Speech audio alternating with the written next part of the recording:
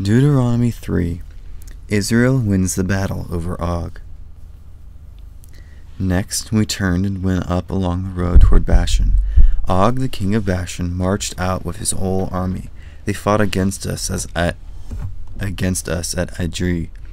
The Lord said to me, "Do not be afraid of Og. I have handed him over to you. I have also handed over his whole army and his land. Do to him what you did to Sihon." Sihon was the Amorite king who ruled in Heshbon.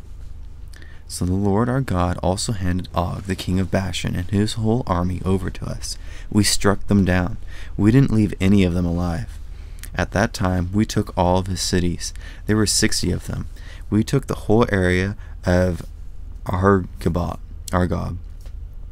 That was Og's kingdom in Bashan. All those cities had high walls around them. The city gates were made secure with heavy metal bars. There were also large numbers of villages that didn't have walls. We completely destroyed them. We did to them just as we had done to Sihon, the king of Heshbon. We destroyed all of their cities. We destroyed the men, women, and children. But we kept for ourselves the livestock and everything else we took from their cities. So at that time we took the territory east of the Jordan River. We captured it from those two Amorite kings. The territory goes all the way from the Arnon River Valley to Mount Hermon. Hermon is called Sirion by the people of Sidon. The Amorites call it Senir. We captured all of the towns on the high flatlands. We took the whole land of Gilead, and we captured the whole land of Bashan as far as Salukah and Edrei.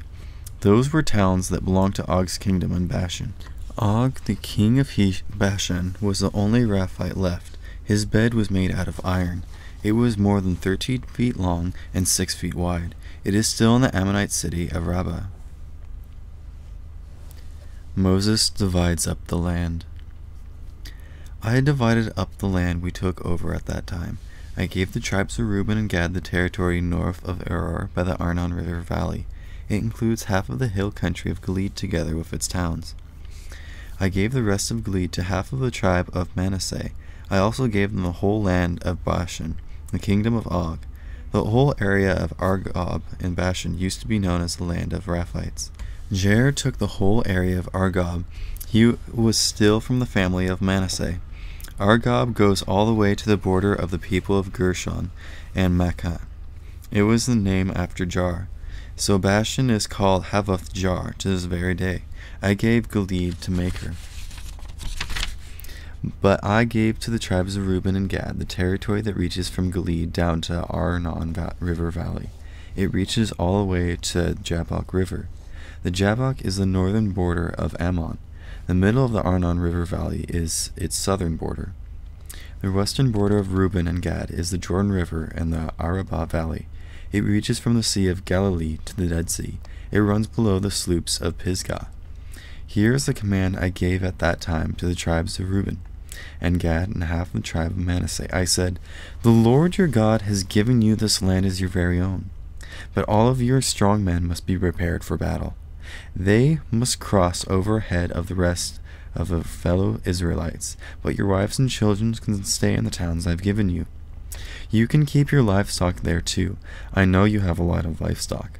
Let your families and livestock stay in those towns until the Lord gives peace and rest to the other tribes, just as he has given you peace and rest. And let them stay until the other tribes have taken over the land the Lord your God is giving them. That land is across the Jordan River. After that, each of you may go back to the land I've given you as your very own." The Lord will not allow Moses to cross the Jordan River. At that time I gave Joshua a command. I said, "Your own eyes have seen everything the Lord your God has done to Sihon and Og. He will do the same thing to all the kingdoms in the land where you are going. Don't be afraid of them. The Lord your God himself will fight for you." At that time I made my appeal to the Lord. I said, "Lord and King, you have begun to show me how great you are. You have shown me how strong your hand is. You do great works and mighty acts. There isn't any God in heaven or on earth that can do what you do. Let me go across the Jordan River. Let me see the good land that is beyond it. I want to see that fine hill country and Lebanon." But the Lord was angry with me because of what you did. He wouldn't listen to me. That is enough, the Lord said. Do not speak to me any more about this matter. Go up to the highest slopes of Pisgah. Look west and north and south and east. Look at the land with your own eyes. But you are not going to go across the Jordan River. So appoint Joshua as the new leader. Help him to be brave. Give him hope and strength. He will take these people across the Jordan. You will see the land, but he will lead them into it and take it as their own. So we stayed in the valley near Beth Peor.